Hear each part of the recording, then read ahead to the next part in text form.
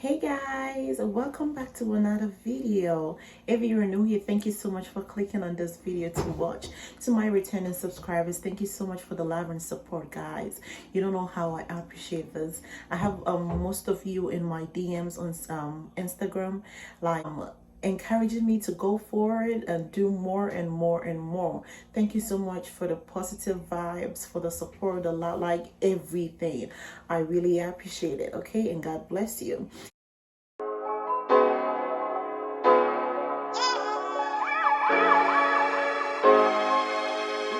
Here, my name is Christina. I'm an LPN and I am a part-time hair braider. I do videos on nursing, hair and beauty. I bring you some recipes. I cook a little bit. And I do like a little bit of everything, everything. All right, guys. So in today's video, I will be talking about is it necessary to have your CNA before you have your LPN or even your RN? Is it necessary? Okay, guys.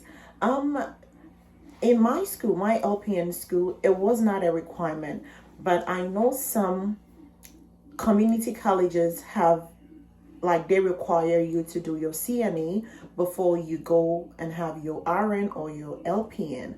But in the school that I attended here in Ohio, it was not required. But in the first trimester, we had a course, fundamental course, which was basically like doing the CNA, whatever the CNA program covers. So it was accumulated into the LPN program. So even if you don't have the CNA, here in Columbus, Ohio, we call it STNA, that is State Tested Nursing Aid. So if you don't have that, you end up doing it after the LPN program. So it was not a requirement. But to my knowledge, I will say that it will be good to have your CNA or your STNA or your PCA or your DCA, like whichever your state calls it. It will be good to have it before you venture into doing like your LPN or your RN, because it makes you have a knowledge of what you want to get yourself into.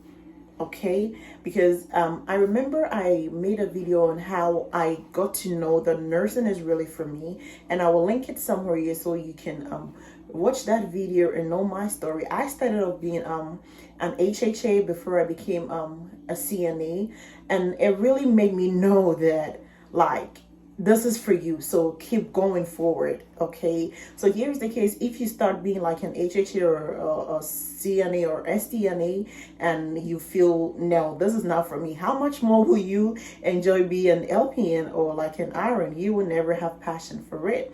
So I think it will be a good idea. Like, if you don't have it, do not be scared to go into the program. You can still pick up things as while you're on the program, especially when you go for clinicals. You can learn a lot of stuff.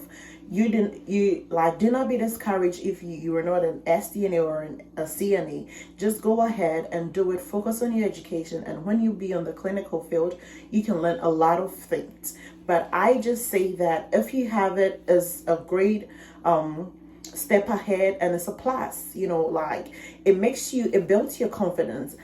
For instance, I never repeated like a checkoff, because we had like a lab work that we will do, like more practical stuff, like transferring a patient from bed to the wheelchair, from the wheelchair to the bed, giving bed bath, also like feeding a patient, like grooming, because that is basically what a CNA or an STNA does. So it really boosted my confidence. Like, whenever we had a checkup, like a practical thing to do at the lab, oh my God, it was my favorite part, one of my favorite part, because I felt like I know how to do all these things, so it built my confidence. And whenever we had a checkup, I don't remember even repeating the checkup, because I was doing it like that. Because the thing is, I knew how to do it, and I was even a CNA whilst I was in LPN school, so it helped me a lot. So I would say, when you have it, it's a plus, and it will help you, but it's not like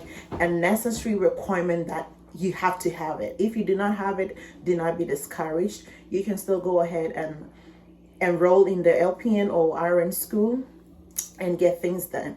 Just as I said earlier, you can still learn stuff on the clinical field. Okay. Hey guys, one other thing that also help you when you become a CNA or an SCNA before being an LPN or an RN is it makes you build some kind of zeal in connecting with patients easily, because you being a CNA or an SDNA, like majority of your work is dealing with the patient or the resident directly. So it builds your confidence level. It makes you like communicate with them. It makes you connect with patient easily, especially when patients are going through stuff. You can you can identify that easily. Yeah, it gives you that kind of element to also know all that. So that is basically it. Also, when you're a CNA, before you go into the nursing world, like it will make you see a lot of things, especially like if you're a CNA or an SDNA. You report to the nurse, you work under the nurse, so you basically see whatever the nurse does, from medication, from attending to emergency, from documentation and stuff like that. You see it. So when you get into their shoes, you learn from it. So when you get into their shoes, it becomes very, very easy for you to adapt and to catch up things easily. So I would say that yeah, it's good to have it, but if you do not have it, do not let that discourage you from from going into having your LPN or your RN. Okay, so on this note, if you really like this video, please do not forget to give me a thumbs up. Also comment, let me know the videos that you want me to do on this channel for you guys, because I'm here for you and we are doing this together. Okay, and also do not forget to share this video to friends and family to also watch it, and do not forget to subscribe, guys. Get me to 500 subscribers by the end of May. Yes, I am counting on you, and subscription is free. All right, so subscribe to this channel and help the family grow. All right, so on this note, I will see you on the next video, and thank you so much. Stay safe, and God bless you.